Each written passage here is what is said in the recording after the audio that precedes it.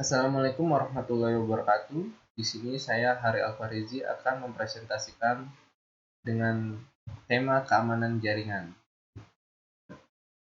Apa sih keamanan jaringan itu? Satu hal yang perlu diingat bahwa tidak ada jaringan yang anti sadap atau jaringan yang benar-benar aman. Sifat dari jaringan adalah melakukan komunikasi. Jika mereka tidak memahami hal tersebut, maka mereka akan menciptakan lubang atau hole keamanan pada jaringan. Nah, di sini ada dua elemen utama pembentuk keamanan jaringan. Apa saja sih? Satu, tembok pengamanan, baik secara fisik maupun maya, yang ditaruh di antara piranti dan layanan jaringan yang digunakan dan orang-orang yang akan berbuat jahat. Dua, rencana pengamanan, yang akan diimplementasikan bersama dengan user lainnya, untuk menjaga agar sistem tidak bisa ditembus dari luar. Nah, di sini juga ada segi-segi keamanan didefinisikan dari kelima poin ini. Confidentiality mensyaratkan bahwa informasi atau data hanya bisa diakses oleh pihak yang memiliki wewenang. Integrity mensyaratkan bahwa informasi hanya dapat diubah oleh pihak yang memiliki wewenang. Availability mensyaratkan bahwa informasi tersedia untuk pihak yang memiliki wewenang ketika dibutuhkan. Authentication mensyaratkan bahwa pengirim suatu informasi dapat diidentifikasi dengan benar dan ada jaminan bahwa identitas yang didapat tidak palsu. Non-repudiation mensyaratkan bahwa baik pengirim maupun penerima informasi tidak dapat menyangkal pengiriman dan penerima pesan. Nah, di sini juga ada kategori gangguan utamanya. Interruption, suatu aset dari suatu sistem diserang sehingga menjadi tidak tersedia atau tidak dapat dipakai oleh yang memiliki wewenang. Contohnya ada perusakan atau modifikasi terhadap piranti keras atau saluran jaringan. Lalu ada interception, suatu pihak yang tidak berwenang mendapat akses pada satu aset. Pihak yang dimaksud bisa berupa orang, program, atau sistem lainnya. Contoh, ada penyadapan terhadap data dalam suatu jaringan. Lalu ada lagi modification, suatu pihak yang tidak berwenang dapat melakukan perubahan terhadap suatu aset. Contohnya adalah perubahan nilai pada file data, modifikasi program sehingga berjalan dengan tidak semestinya, dan modifikasi pesan yang sedang ditransmisikan dalam jaringan. Lalu ada lagi fabrication, suatu pihak yang tidak berwenang menyisipkan objek palsu ke dalam sistem.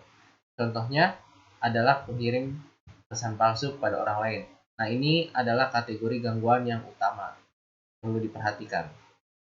Lalu ada beberapa prinsip yang perlu dihindari dalam menangani masalah keamanan. Diam dan semua akan baik-baik saja. Sembunyi dan mereka tidak akan dapat menemukan Anda. Teknologi yang digunakan kompleks atau rumit, artinya aman. Nah, mengamankan jaringan komputer. Ada prevention atau pencegahan. Kebanyakan dari ancaman akan dapat ditepis dengan mudah. Walaupun keadaan yang benar-benar 100% aman belum tentu dapat dicapai ya.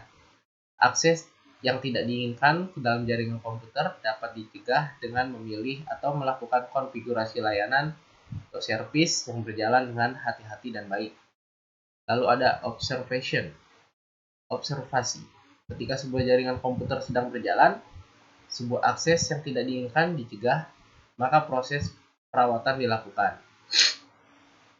Perawatan jaringan komputer harus termasuk melihat isi log yang tidak normal yang dapat merujuk ke masalah keamanan yang tidak terpantau.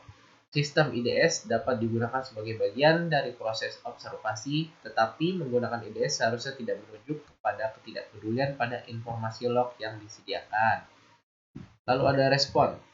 Bila sesuatu yang tidak diinginkan terjadi dan keamanan suatu sistem telah berhasil disusupi, maka personil perawatan harus segera mengambil tindakan, tergantung pada proses produktivitas dan masalah yang menyangkut dengan keamanan, maka tindakan tersebut yang tepat harus segera dilaksanakan.